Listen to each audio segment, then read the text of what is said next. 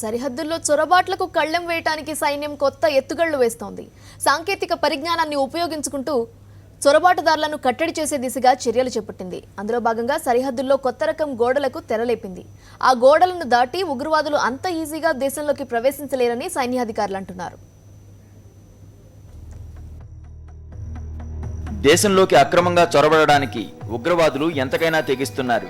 కంచెలను cut చేస్తూ borders వద్ద సొరంగాలు తవ్వుతూ సైన్యం కన్నుకప్పుతున్నారు. అంతర్జాతీయ సరిహద్దుల్లో కట్టుదిట్టమైన భద్రతను తప్పించుకుని మరీ దేశంలోకి ప్రవేశిస్తున్నారు.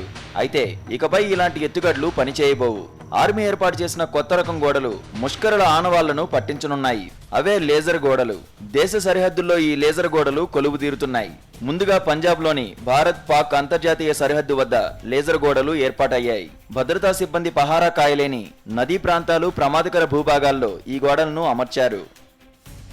వాస్తవానికి సరిహద్దుల్లో లేజర్ గోడల ఏర్పాటుపై 2 ఏళ్ల క్రితమే ప్రతిపాదన వచ్చింది.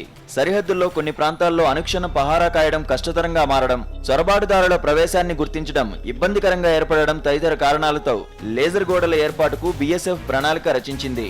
అయితే వివిధ కారణాలతో ఆ ప్రతిపాదన పెండింగ్ లో పడిపోయింది. పఠాన్కోట్ ఎయిర్ బేస్ పై ఉగ్రవాదుల దాడితో ఆ ప్రతిపాదనకు రెక్కలొచ్చాయి. పఠాన్కోట్పై దాడికి పాల్పడిన ముష్కరులు అంతర్జాతీయ సరిహద్దును దాటి వచ్చారని గుర్తించిన కేంద్రం అలాంటి వాటికి చెక్ చెప్పాలని నిర్ణయించింది. ఆ క్రమంలో లేజర్ గోడల ఏర్పాటుకు గ్రీన్ సిగ్నల్ ఇచ్చింది. ప్రస్తుతం పైలట్ ప్రాజెక్ట్ కింద పంజాబ్ సరిహద్దులో 8 ఇన్ఫ్రారెడ్ లేజర్ బీమ్లు అమర్చారు. త్వరలో మరో 4 బీమ్లు ఏర్పాటు చేయనున్నారు. శాటిలైట్ సిగ్నల్స్ ద్వారా ఇవి పనిచేస్తాయి. బెంగాల్, జమ్మూ, రాజస్థాన్, గుజరాత్లోని సరిహద్దుల వద్ద కూడా ఇలాంటి గోడలు అమర్చనున్నారు.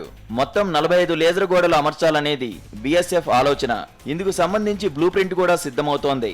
సాంకేతిక నిపుణులతో కలిసి వచ్చే నెలలో సరిహద్దు ప్రాంతాల్లో బీఎస్ఎఫ్ అధికారులు పర్యటించనున్నారు.